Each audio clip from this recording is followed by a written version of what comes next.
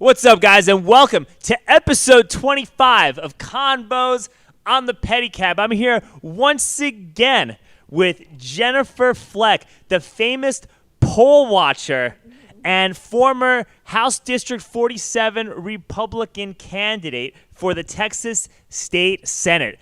Before we get started, House. Before we get started, we got to give a big shout out to our sponsor, 10th Planet Austin, 10PATX. Get woke and improve your jiu-jitsu at the same time. There's a lot of civil unrest going on. You know, our city defunded our police department. There's no better time than now to learn how to intelligently defend yourself by utilizing a grappling-based martial art such as jiu-jitsu. They also have phenomenal striking classes. We got Kyle Baim. He's the head instructor at 10PATX. He's a number 5 ranked jiu-jitsu practitioner in the world. We got Andrew Craig, former UFC fighter. He teaches the MMA and the kickboxing. We got Isak, the Viking Ninja, does strength and conditioning. It's a solid place, great place to go if you want to, like I said, improve your overall skill set, learn how to intelligently defend yourself so you can crush it both on the mats and in the streets. Anyway, we're here with Jennifer Fleck, voting rights advocate. Yeah, election fraud activist. So, something very interesting happened to you a few weeks ago. You want to share with the class what happened to you on Election Day? Sure. Actually, it was the day before Election Day. So I found out through other poll watchers, that Dana Debevoise, our Travis County clerk, was obstructing poll watchers again, like she does in every election. She illegally processes our ballots and conducts our elections. So I found out through other poll watchers, and so I went on November 2nd as a poll watcher for the Travis County Republican Party, and I... but nobody was... Hold on. Didn't mean to interrupt you. Yeah. So 2 questions. How is she obstructing, A, and B, what were you doing on November 2nd? Nobody was even at the polls on November 2nd, because early voting ended on October 31st, which was a Friday. So what were you even doing what was going on November 2nd that made you want to go there? Okay. So the way that she's obstructing poll watchers is in the Texas election code. Poll watchers are allowed to stand or sit nearby, close enough to see the ballots, to see the security codes, so that we can watch. We're like guardians of the election. We're making sure that everybody's doing what they're supposed to be doing. And you get to see it get tabulated on the computer, and you get to see. You get to see it firsthand. You're like a personal witness to what's happening. Okay. And so what Dana Debevoise does is she puts all the poll watchers in a different room, separated by a wall and a window from the tabulation, and she puts you in a different room where you cannot hear and you cannot see. The room is about 20 feet deep, and you can't see the ballots and you can't see what's going on. And are all the poll watchers all together in that room? All the poll watchers are together. Republicans and Democrats. We're all together outside of the tabulation room. And what was the atmosphere going on when that was happening? What was the atmosphere like? So there were 4 of us, 2 Republicans and 2 Democrats. So on November 2nd, they are processing our early votes. That's what's going on on November 2nd. That's why we're in the building. We're at Central Count on Airport Boulevard. All right. That kind of makes sense more. Yes. Okay. Yeah. So they're processing early votes. They're processing mail-in ballots. And all the poll watchers, we're all asking, hey, we can't hear, we can't see, can we come in there? We're tapping on the window. They ignore us. When we knock on the window, they come around and they tell us that we're acting violently. Essentially, they're bullying us into being quiet and not saying anything.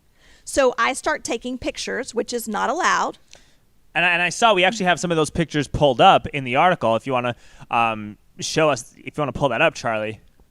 Yep. So I start taking pictures, calling media, and calling the Travis County Republican Party, asking them, what should we do? She's breaking the law again. So again, she does this in every election, and nobody ever does anything about it. So it's against the law. It's a Class A misdemeanor. You can go to jail for a year. So anyway, so I call, the Travis County Republican Party says, after several phone calls, they suggest that I call 911. So I did.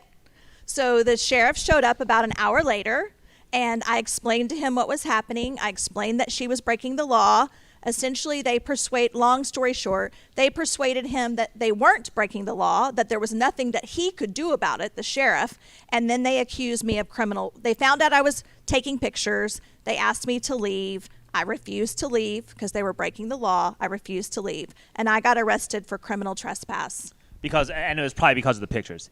If they didn't find out about the pictures, would they have arrested you, you think? Well, if you look at the complaint that the sheriff filed, he actually states that I was being disruptive, which isn't true. Yeah, I was being disruptive in the fact that I did call the police and I did call the media and I was calling her out on her bullcrap. I understand. Well, how was jail? Terrible. So I've watched too many movies. I don't know if any of you have watched too many movies, but I have.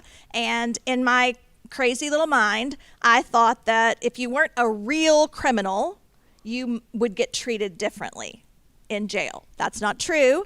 I got treated like everybody else, and it was a very unpleasant experience. So you want to share? How are the bologna sandwiches? Did you have the bologna sandwiches? I did. Yeah. I did. Breakfast. I had bologna sandwiches, breakfast, lunch, and dinner.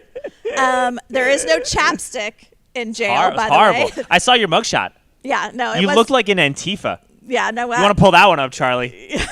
I did meet several homeless women, okay, and I had like intense conversations with all of them. I treated them like you treat me, and like a journalist. I was like, "How long have you been homeless? Where do you live? Do you get to stay there free? Do you also have a job?" I mean, I was super interested in why they were there and how they became homeless. So that made it a little bit more fun. I have a bit of a sarcastic wit about me, and it was never received well by the officers. So anytime I thought I was funny, they didn't think I was funny. Yeah, they're not like, it's not a job that people go and choose to do because they're happy with their lives, generally speaking, being a corrections officer. I'm just telling you that I was never happy. At the same time, though, you may have, like, some of these guys may have the best sense of humor because of all the shit that they deal with.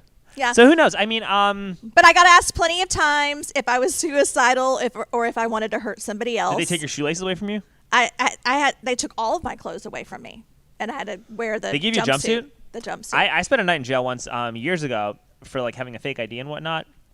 But there was more to it. Like one of my best friends at the time, like I pushed him as a joke, just joking around, like not violent at all. And he like lost his balance, so drunk, cracked his head open, and I got scared. I thought I killed him.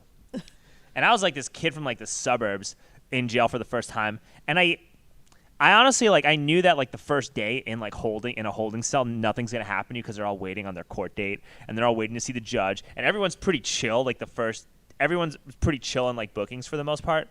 But I was, like, scared that I killed one of my best friends at the time, and I was there for, like, a whole day in jail, but they never made me put a jumpsuit on or anything like that. Yeah, no, I was in jail for 24 hours, overnight. I was there overnight. I was there for maybe 25 hours, actually. Yeah. Because it wasn't pleasant. It was Thanksgiving weekend. But I gotta tell you, like, I have some stories about that. Like, I'm not gonna lie. Like, some of these guys that were in jail, though, like, it definitely changed my perspective of like prison inmates, because some of the guys that were in jail were smart as fuck. Yeah. Like, I went to see. I had my own room. I mean, I had my own cell, so I was in a holding area while we were being booked in. Okay. But then I had my own cell. But I have lots of interesting stories. At one point, they call you up and they tell you ahead of time, "We'd like to ask you some questions so that we can determine your bail." And I'm like, okay, well, I'm just going to make up stuff. All right. So what did they ask you? Like, what was? I mean, they asked you, like, how much money do you make? And do you have a car payment? And do you pay rent? And so anyway, I had to pay $20 to get out because you just craft your answers. That's crazy. Yeah. Nobody asked me they that. Don't know. I was still a college kid. I got released on my own recognizance. I'm out on a PR bond, but I had to. Yeah, I got released on my own recognizance. I got like a deferral. Had to do like some community service, and like, that was it. But I remember the people in my cell were like extremely. They were like smart as fuck, and I was and a lot of these guys knew their Bible. Like a lot of these guys knew a lot about the Bible too. Like I noticed that. Like there were a lot of people that knew a lot about the Bible. Well, that's interesting. So at one point, again, I'm, feeling sassy and feeling bored the next morning. So I asked for a Bible because in the movies, everybody gets a Bible. And so I asked for a Bible. They don't have a Bible at the sheriff's office downtown, which is wrong. And so, but they did bring me a booklet on mindfulness. And there was a story. I read the whole thing, of course. And there's a story in there about how humans should be more like deer because deer are present in the moment. And it made me sad, actually. It was the first sad moment I had in jail because I felt like there were people who really needed hope that had potentially been arrested, not me, and that they would get this book on mindfulness and not a Bible. It made me sad. Yeah. I also saw a lot of people getting arrested for like the most bullshit charges ever. Yeah, Like I didn't see that. I saw that. Like there was a taxi driver that was like, because I wasn't in my own cell. I was in like in a pod with like 100 other people, and I wasn't like talking to anybody. I was shitting bricks because I was worried about what was going to happen to my friend. Yeah. Because if it was just like some drunk stuff, right? I'm like, oh, I have friends who were in the drunk tank, and it was just people did was make jokes and shit, you know. I was actually concerned about the people that might be coming in on election night. Like I expected that there might be riots and whatnot. And Oh. so for me, I came in on the 2nd. So the 3rd was election day. And they would know who you are. And well, no, the 3rd was election day. And so I was like, I want out because I felt like more criminal deviants would be coming into the jail on the 3rd. I don't know if that happened. I got released. No, nothing happened because Biden won allegedly. But like we're going to talk about that in a minute. Okay. But when I was like in bookings, right? There was this black dude who was in jail because he had too many people in his taxi cab. And I had one other guy who got arrested for trespassing in front of because he was outside his girlfriend's house because she told him to come over, and the cop just arrested him for trespassing. So how long ago were you in jail? This is like in 2006. 6. Okay, so this is 2020. Did they ask you to identify your gender during booking? I don't recall. Yeah, see, that's something Yeah, that's changed recently. I don't recall that. Yeah, I don't recall that happening. They asked me to identify my gender, and I just started laughing. I mean, it's funny. Like, it's hard to take some questions seriously. I'd rather go to a women's prison than a man's prison. I just thought, what if I had said man? Would they have put me in the men's cell?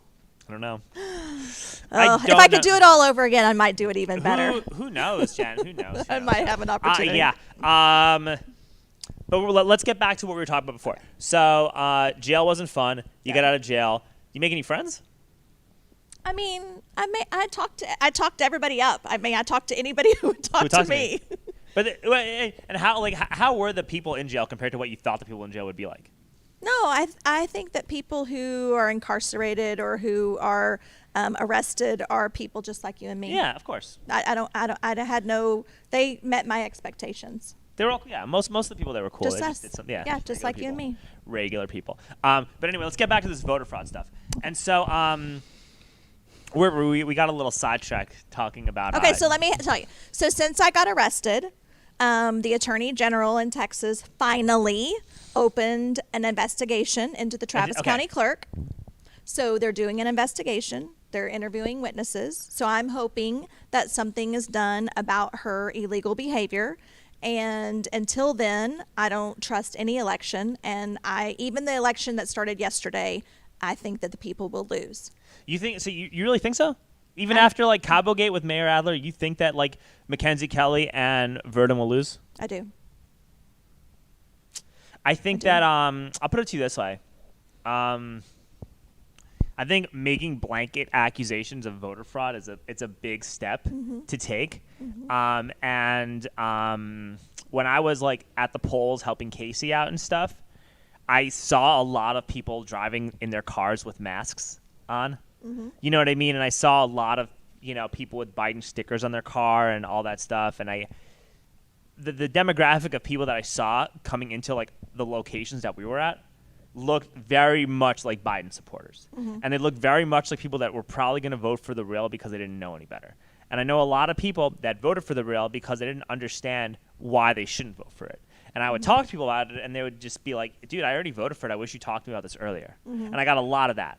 So when it comes to like the rail, when it comes to like some of like the results in Travis County, I'm not sure if it was fraud or if it was just genuinely how people feel here. Okay, so the Texas election code, you don't have to prove who the winner is. You just have to show so many irregularities that the results are unknown. What I can prove and what I can show is that there's so many irregularities in the way that Dana Devereux and her office and the vendor conduct and administer the election that the election results are unknown. So can you point to proof of that based on your own experience? Yes. I have an audit log. I have an audit log in my own election where they deleted, I think I said this in my last interview, I don't know, yeah. where they deleted all the election day ballots, all at 10:30 at night, created new ballots, and re-entered to post a 1:30 a.m. result. I can prove that. It's on the audit log. Anybody can look at it. And you're not thinking about filing any kind of charges about that? Well, I filed an election contest. That's a long, convoluted story, but essentially an election contest is very difficult to Prove. Well, it's not difficult to prove necessarily. It's difficult to proceed through because there's not time to give a candidate a new election prior to the next election. No. So you don't have enough time. I There's know. not enough I time. understand that, but you might get some money from it. I didn't Laura Presley get $100,000 from Greg Casar or something like that because of the. No, she didn't get any That's what money. Becky told me that they. She did win. She won her case, and she got her attorney's fees paid. I don't think it was that much. That's not a win. That's not what Laura Presley wants, and that's not what I want. I could care less about the money. What I want is for our vote to count. That's what I want. So, but what happened with Laura Presley's thing? What does that mean that she won? Does that mean that the results were just illegitimate and there's nothing you could do about it? Okay, so she filed a suit in 2014 when Yeah. she ran against Greg Casar, and there wasn't enough time to resolve the lawsuit and give her a new election. So she didn't get a new election. Greg Casar got to continue to serve. In January of 2019, the Supreme Court said that she actually had enough evidence of irregularities and fraud, and therefore did not award Greg Casar attorney's fees. So it's hard to explain. Essentially, they're saying she had the proof, but she didn't have the time. Right, and then the proof was that there were irregularities. The proof weren't that she won. Correct. Okay. Correct. All right. So you can prove irregularities. You can't prove that you won. It's hard to prove that you But you won. can That's prove like a saying, regularity, yeah. that's like, can Trump today prove that he won, or can he prove that there's so many irregularities with the elections across the country that we don't know? Because who you don't know. won? You don't know. You don't know. I have a lot hard. of friends on both sides of the spectrum, and I was looking at data from all this stuff, right? And I looked at the data. One of the barometers I looked at was the percentages of people who voted in different in the big counties compared in 2020 to 16. And from a percentage standpoint, the percentages look pretty similar from 2016 to 2020 in terms of Philadelphia, Atlanta, and those types of areas. Well, I don't know about Atlanta so much because Georgia is actually the one oddity about how 6 or 7 percentage swing for Biden in Georgia. That's kind of weird. It's just so. That's kind of weird, right? But It's a lot. with Pennsylvania, or Philadelphia, or Wisconsin, So I went to that- Wisconsin. Yeah, that might have gone for Biden. I mean, but there's enough reasonable doubt to suggest otherwise. Right. So I went to Wisconsin as a volunteer attorney. Okay. The Republican Party paid for me to get there and Whoa. paid my expenses. Yeah. Must be nice. It is nice. And so one irregularity that's a part of the lawsuit that was filed this week is that in 2016 there were 59,000 indefinite voters in Wisconsin. So that means people who are indefinitely confined. They can't, because they're in a nursing home or they're disabled, they can't go to the polls ever. Right, okay. It's 59,000. 4 years later, there's 220,000 indefinitely confined voters. And where did you get that number from? No, it's published. It's public knowledge. Both those But numbers. what's the source that you could find that? I don't. I think you can Google it. It's been said many, many times on the news. Okay. So my point is it's an irregularity. It's a statistical anomaly. It doesn't make sense that there would be such a quadrupling or more of indefinitely confined voters. So that's part of the lawsuit. They're saying that can't be true. That does seem a little odd, right? It is odd. And then the suitcases that I saw today seem odd. Oh, coming out from under the Georgia table. But you don't know what's in the suitcases either. That could you have no idea. That could also just be grasping at straws, trying to point at anything that could be construed as an irregularity to undermine the election too. Maybe, unless you had people who could testify that were in the building, in that room, that they opened the suitcases and there were ballots there. But were we getting testimony, or were you just getting a suitcase and someone's like, hey, see, those are ballots, but those could be any. Yeah, no, I agree. Like, you have to find someone who has firsthand knowledge. So you don't know. And like, there is a possibility, because look, I think that I think a lot of stuff doesn't add up in terms of the fact that Biden won a record low number of counties, but won a record high number of votes. Or that he got more votes than Obama. No, that makes sense, because we got a record number of people who actually did go out and vote because of the pandemic, and because of the mail-in ballots, and because of the BLM protests, and because there was so much of an attention to getting everybody to vote that actually would make sense. Right. That actually, you could logically reason that would still make sense in spite of that. What I find troubling, and this has nothing to do with voter fraud, but I think it kind of is like a form of fraud and a form of voter suppression, was the fact that social media deliberately hid and censored people who posted any kind of information that was deemed harmful to the Biden campaign. Right. Everything about Hunter, everything about, even if you're not watching the public hearings of the people in Pennsylvania and Arizona and Michigan right now that are testifying as to what they saw, what they did, what they heard in their counting locations. If you're not watching those on YouTube, the mainstream media is not covering any of that. No, and they're just saying that these are getting dismissed and dismissed and dismissed. And there was even a thing about how the Wisconsin Supreme Court dismissed Trump's case, but they didn't really dismiss it. They just said you have to go through a lower court first. Right. So there's a lot of that, but didn't misinformation. But didn't a lot of the states certify these results? Most of the states have certified their results, but So, that's part of those lawsuits. Is they're asking Giuliani and all these attorneys are asking the states to decertify the results. But if they don't decertify them by the time the Electoral College meets, what happens? Well, it just hasn't happened that often, Well, right? yeah, How it gets resolved. Ultimately, it could go to the state or to the U.S. legislature, and each state would get one vote, which gives Trump the win anyway because of the Correct. Yeah. But and I'm not asking what your opinion is. I'm asking you what you think will happen. You being a lawyer. Because, like, what happens determines what you invest in, determines what you prepare for, determines how you go about doing meaningful activism within your community. Like, this is a big deal. So what do you think? What do you see happening?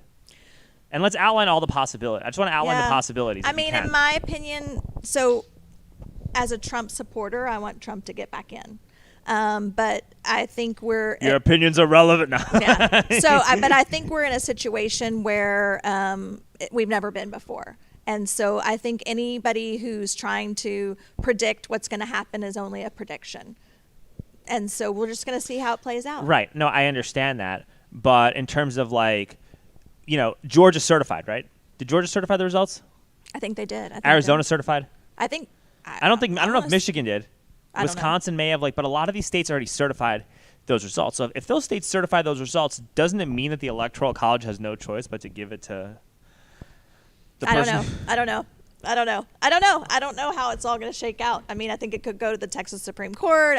Supreme Court. The U.S. Supreme Court, and I think it should go to. I think it could even go to the legislature. So we'll see. I think it's very possible, but I'm just wondering how that would work if states are already certifying it, unless the certification doesn't matter so much and it's just only a formality, and if the electors still find that these enough irregularities exist, they can still bypass that. Yeah, well, I even heard, I think in Michigan, I even heard that they're talking about electing new electors or having a separate set of electors that beyond the certification. I don't know.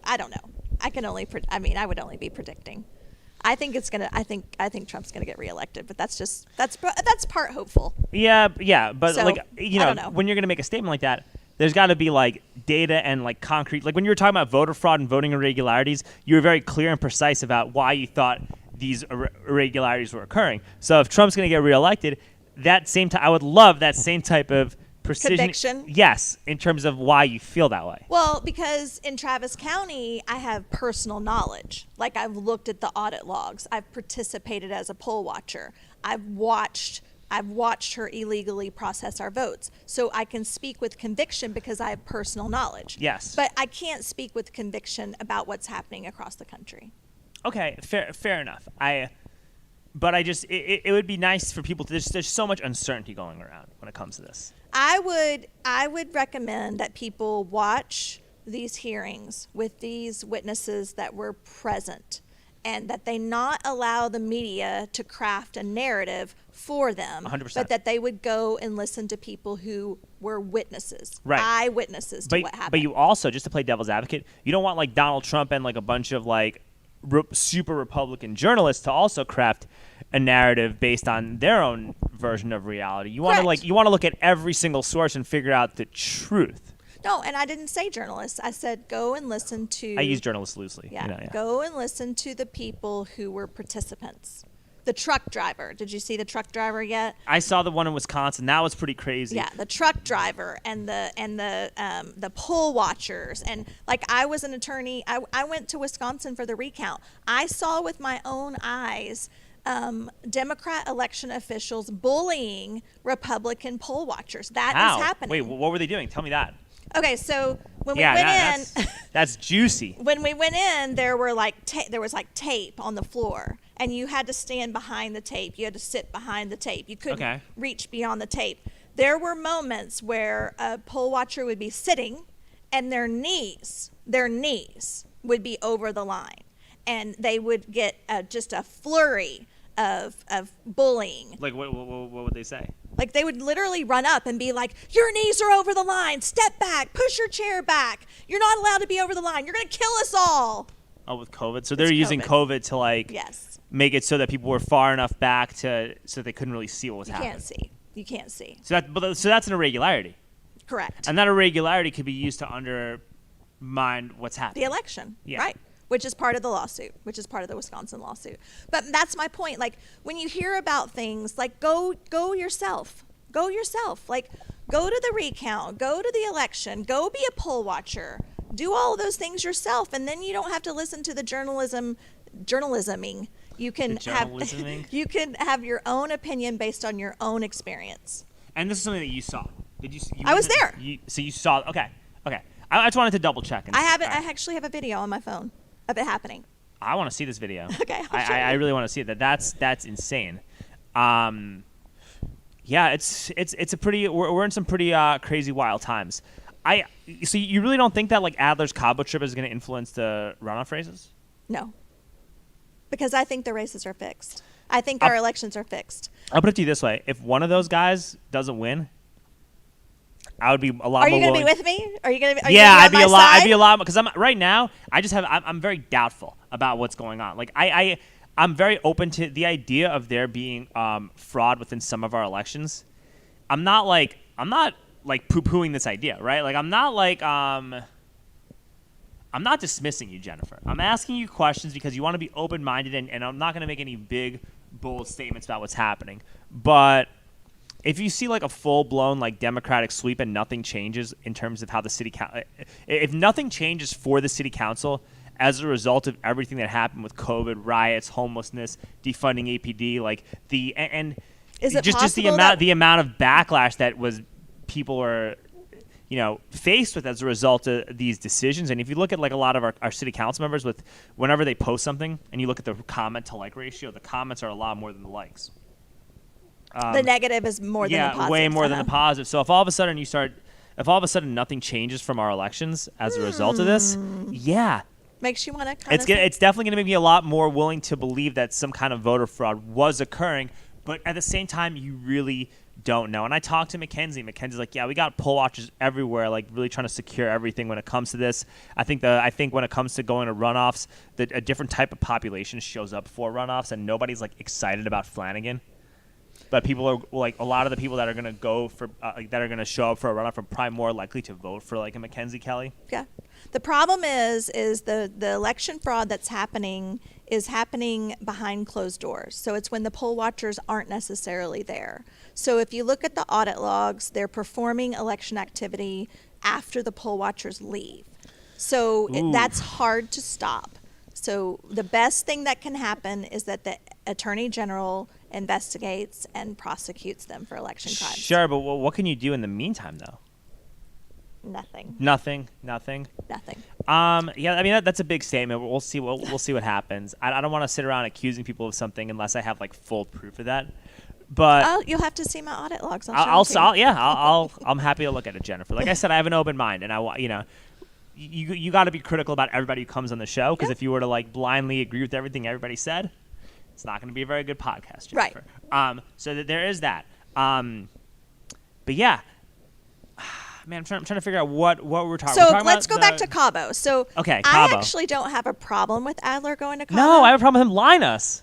Yeah, what I have a problem with is him, grinning through the whole thing, almost like he'd been drinking or something. Like he's almost happy about every lie that's coming out of his mouth. That is a little disturbing. Even when he's apologizing, it's like the most bullshit apology. He's like smiling when he's apologizing. Like he's not really apologizing. He doesn't give a shit at all. Right. So combine that with him telling us to stay at home, to not relax, that we need to come together in unity because we agree on the homeless situation and the policing, which we don't. Yeah, which we don't. And then for him to use our tax dollars to fund his trip, the whole package is very disturbing. Very disturbing. No, fuck that guy. that guy's he's like the worst of a politician. But that's another reason why you can't go full blue in the Senate, despite how bad some of these senators in Georgia are. Well, it's important to have healthy debate, yeah. right? So both in the city council and in the state legislature, there should be a balance of ideas. Well, you can't have gun control. After what we saw in 2020, there should be any idea or semblance of gun control of any kind should not even be entertained right now. I don't think it will be. I'm saying that like federally. I don't think, in my opinion, I don't think gun control is going to be an issue that's on the table because Biden's cabinet is like the most anti-gun. But they're so consumed with COVID. They really are. They're so consumed with COVID, and if Biden gets in, the whole like climate control, they're going to be on a bunch of all these other things. You think it'll probably be like at the wayside, or it'll? I do. I think there will be so much weren't backlash. Like a record number of gun control bills filed already, like preemptively in the state legislature? I heard something in Texas. Yeah, probably. I don't know. That's crazy though. Like I don't expect them to get any airtime. It doesn't matter, but they still got filed in the pandemic. They got filed. Well, a lot of Democrat incumbents and Republican incumbents, a lot of the incumbents just keep refiling the same bills over and over again. Like if they don't get them passed and they get elected again, they just refile those same bills over and over again. Because a lot of legislators believe that it takes 3 or 4 times to get traction. I can see that. Yeah, so that's not unexpected. And also, Abbott's sitting on $3 billion in federal aid that he's done nothing. He hasn't done anything to help any of these small businesses at all. He's done barely any. Yeah, he's done nothing. And then people think he's like doing a good job because he's not as horrible as Adler. But it's just like this guy's almost just as bad. I agree. I don't have anything nice to say. No, the guy's a fucking communist. Fuck that guy. Fuck Abbott too. He's almost worse. Yeah, I don't have anything nice to say. I shouldn't say anything. That's all right. You're allowed to share how you feel. I do not like Greg. No, I strongly dislike both of our mayor and our governor are people I don't want any association with at all whatsoever. Who do you think is most likely to lose her runoff? Who do you think is most likely to compare like with Jennifer and Mackenzie? Who do you think is more likely to actually win her runoff? I don't think either one of them will win. But if you gave him a greater shot, like who do you think has a better shot? I don't know because I don't think either one of them will advance. Because Alter's not like a lackey for the mayor. Like Allison Alter's voted against the mayor and gone against the mayor, what the mayor wants to do numerous times. With like Code Next and the soccer stadium. The more socialist progressive candidate will be advanced. Period. Right. But Alter's not like a socialist or any. She's not any of that stuff. She's like a moderate, like middle of the road. She's less conservative than Burden. But that's because Burden is super conservative. And let me tell you about Jennifer Burden too. 'Cause I don't like her. I don't know her. Yeah, exactly. Try to talk to her. Have you tried? No. That Actually, bitch blocked me on fucking Twitter for no reason. She blocked me on Twitter for no reason whatsoever when I had no interaction with her. I wanted to view one of her tweets for a second. I couldn't even look at it because it was blocked. She blocked me on Twitter, Jen. And you know what else? And you know what else? Like I messaged her about coming on my podcast. Messaged her on Twitter. Called her. Left her voicemail. Left her treasurer voicemail. crickets. When anytime a news media outlet tries to call Jennifer, doesn't respond. She doesn't go to any forum. She doesn't talk to anybody. She has talking points, and that's it. Like, you need transparency in government now more than ever before, and that goes on both parties. If you're gonna just be a talking head and not reach out to people in your own community or people who are like concerned Are you a voters, voter in her district? who gives a shit? I'm a human being who lives in Austin that I'm does an not, essential so. job that contributes very much to the culture of the city. You should respond and talk to me. You know who did respond and talk to me for 30 minutes? Mackenzie Kelly. Well, obviously she calls me back whenever Call. she's great. Like Mackenzie and I, we're buds, right? But you know who else called me and talked to me for 30 minutes about stuff? I don't know. Allison Alter. Oh, well, there you go. So ultimately, I'm going to endorse public officials who listen to me. All right, that's my interact with the public. who actually interact with me. Okay. And Jennifer That's didn't fair. interact with me, so why should I? That's fair. All right. What about Adler said on his interview, his little, Cabo PSA, that even if we get the vaccines, we're still going to be wearing masks and social distancing far into 2021. Probably for like the first half. I think that's like been a normal projection that every health expert has said.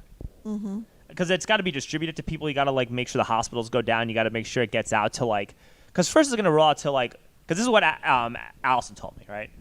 And she said that the first rollout is going to go to like the first responders, nurses, healthcare professionals, and whatnot who are in the hospitals. That want to take it. Yeah, that want to take it. And then the next group is going to be like the elderly and the vulnerable. And in that time frame, it's probably going to be like 3 to 5 months for that to happen. Like it's probably going to be done in a 3 to 5 month period. And so by like May, you're going to have a lot of those people who want to take that are going to have the vaccine. And then you couple it with the fact that so many people are going to have already had COVID. And you're going to see, like, usually viruses mutate and become less deadly, the longer they're around. What about the people that don't take it? Well, she told me that, like, the city has no authority to force anybody to take anything like that. Like, that's the federal government that does something. Like, they're not going to force it. They're going to just make this equitable and able to distribute. Because I was asking, I was asking her about like that when it comes to like pedicab. I was like, I don't want to. I don't feel comfortable taking that till like have to get a permit to do stuff. And he's like, yeah, I don't think that's not even on the table. Like that, I wasn't even thinking about that. So that's what Allison told me when I talked to her on the phone.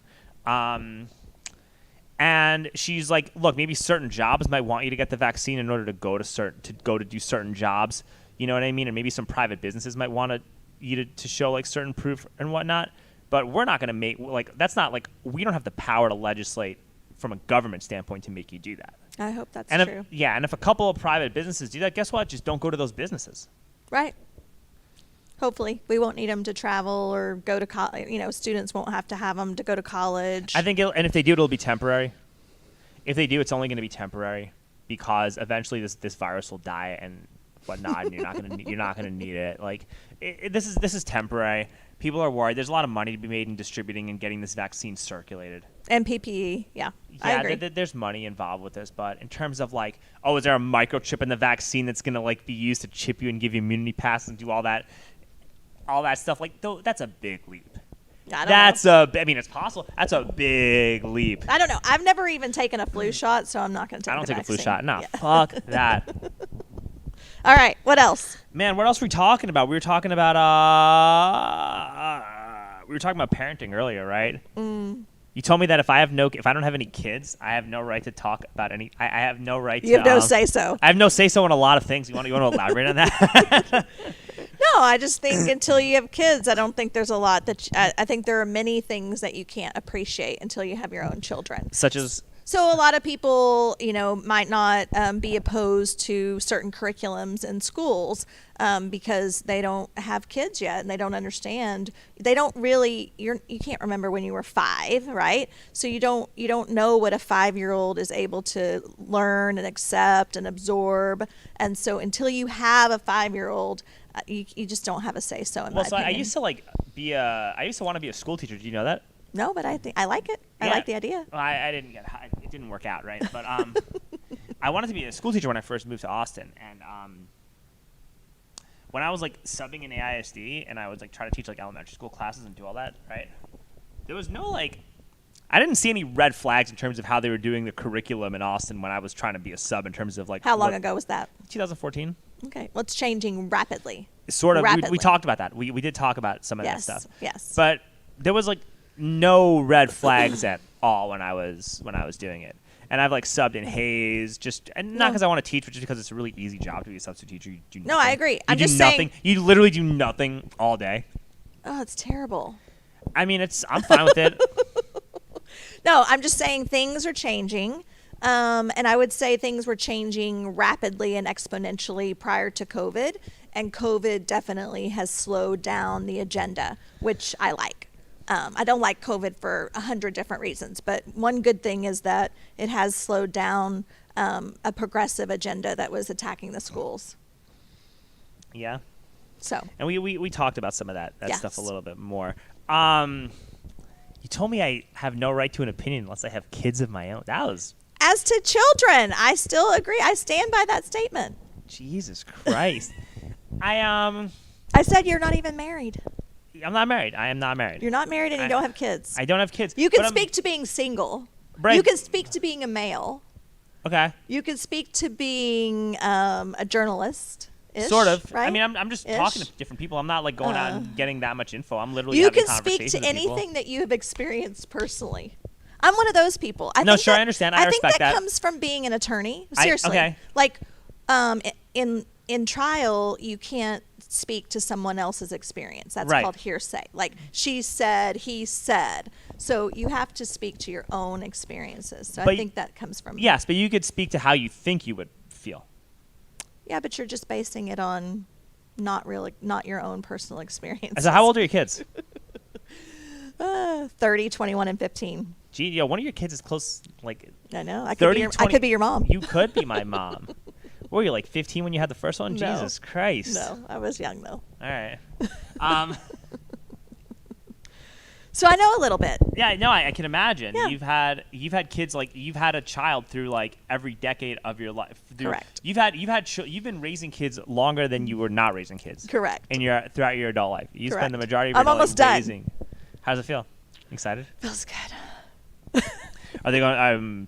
So the 15-year-old. He I does assume they all school went to online. Okay. So my 15-year-old does school online, virtual. All right. So he lays in bed in his pajamas, Uh-huh. pants, Yeah. and makes straight A's and hashtag public school is lame. Okay. And so that's him. He's almost 16, so he'll be, driving What are your soon. kids' political viewpoints, Jen? My youngest is a conservative, Oh, like shit. me. My 21-year-old is my only daughter. She's a conservative, like me. And my 30-year-old is a liberal and doesn't speak to me anymore. Wait, what? Why Yeah. does they don't speak? He doesn't speak to you because of your political beliefs. Because, yep. Oh, come on. There's more to the story than that. No. That's bull. Come on, Jen. I'm a nice person. Yeah, that's what I'm saying. Like that doesn't add up. So He lives in California now, and he's been brainwashed. And so he just doesn't speak to you because of your political beliefs. Like, did something happen at all? Like, the last time I texted him, like a week ago, and I was like, "We'd really love to see you guys for Christmas," because he's married and has my only grandbaby. you're a grand. I'm a grandma. And you're a gilf. he No, sorry. responded. He responded that they would consider it if I deleted all my social media accounts. Whoa! Brainwashed. I Was he know. always like that? Nope. Man, what does your oldest son do? He's like does software engineering, like software computer programming stuff. Damn, Jen. What about your husband? Does he talk to the husband? Yeah, he talks to everybody but me because I'm a little bit more. I'm a little bit You're more outspoken. So what about your than the husband? rest. Is he? Where's your husband lie on the political spectrum? He's a Republican. I would call him a Republican. I wouldn't call him a conservative. But you're kind of like a conservative conspiracy. Are you? Or are you? I was What do just you- saying earlier. I'm a Republican that the more I know, the more radicalized I get. I feel like I'm more of a conservative conspiracy theorist than I am a conservative. I didn't Is used that to be. like yeah? I don't think does that make sense, Jennifer? I know. I don't consider myself a conspiracy theorist because I only speak to what I can prove, and so I don't think that's a conspiracy theory. I think that's truth. Yeah, I guess. But I've always like I listened to Alex Jones for a long time, and I've always like not taking what he said as like full blown fact, but I've always been very like open minded to the possibility of that actually being true. Well, because he has people on his show that know things that we don't know, and you're like, yikes. Tomorrow's news today, Jennifer. Yeah. So He's gonna be at the W tonight, apparently, right? Doing a protest. I gotta get my girlfriend to see if I can get out of the house. Jesus. no, I like it. I think that's what it's going to require is public pressure. Yeah, I think that like Alex Jones is one of the only conservatives like the only type of conservatism I like is like the Alex Jones conservatism. Like if it wasn't for people like Alex Jones, I wouldn't even want to have anything to do with being conservative. I'm conservative. Well, yeah, but I met you through like all that stuff though. Through the rallies. Yeah, and yeah. Like I've seen you at all that stuff. You know what I mean? I am at all that stuff. So that's because kind of, I believe in like I'm a no masker. I'm an anti-vaxxer, not because I vaccinated my own I'm kids. pro-choice, Jen. Pro-choice. Yeah. It's And pro-choice. I'm for The opening, correct term is pro-choice, Jennifer. No, I'm for opening the economy. Like I'm for not taking government subsidies. Like I don't know what that's called. I don't know what that's called except for I want all of us to be free to do what we want, to earn money, to provide for our families, and be able to exercise our freedoms. Yeah, so I agree with you pretty much on everything except for the fact that, like, you know, in the event of, like, a super highly contagious, deadly virus, there should be reserves in your government to pay you to stay home if that needs to be the case. Yeah, but we don't have that. That's not the facts. It's not the facts right now. But I'm saying for, like, in the beginning when nobody really knew what was going on, the idea of getting unemployment and things being shut down and you being paid to stay home and 2 then weeks. being able to pay. Yeah, They said, can everybody stay or home for like 2 weeks? it was but even when it came to like a month or two, like I'm to not do that for for that. a month or I wasn't for that. I'm not. I've been out amongst my attitude people my without attitude a is this. mask, No, and Jen, I'm and you're fine. fine, and so am I. You see my mask, my pedicab. Like I get we're on the same boat with that, okay? And we're also both very healthy. We take great care of our bodies. Like we're okay. I'm not worried about it from my own standpoint. If you want to, this is what I say. If you want to fight COVID, the way to fight COVID is to be healthy. I agree. Take care of yourself. No, That's Jen, how we're going to fight COVID. I fully agree with you. But if you're in a situation where this virus is going around, and you're not people healthy. and you're not healthy, or people are like, or you own a bar, you own a restaurant, or you own a venue, and people are just not showing up to your venue because of this pandemic or this thing that you have no control over.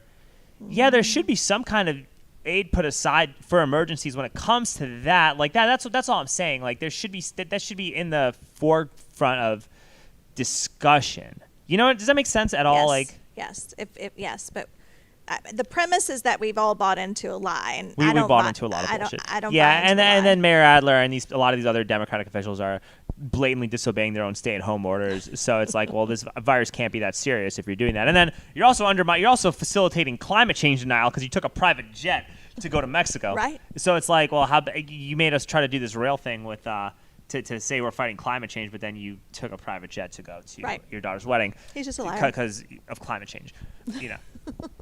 Okay. But hey, it is what it is. Jennifer, I think we've probably been talking for like a good hour, right? It's been a minute, 45 minutes. You know, it's always a pleasure to have you, Jen. Thank you. Thank you for stopping by. Absolutely. Once again, this has been an all-new episode of Convos on the Pedicab. Till next time.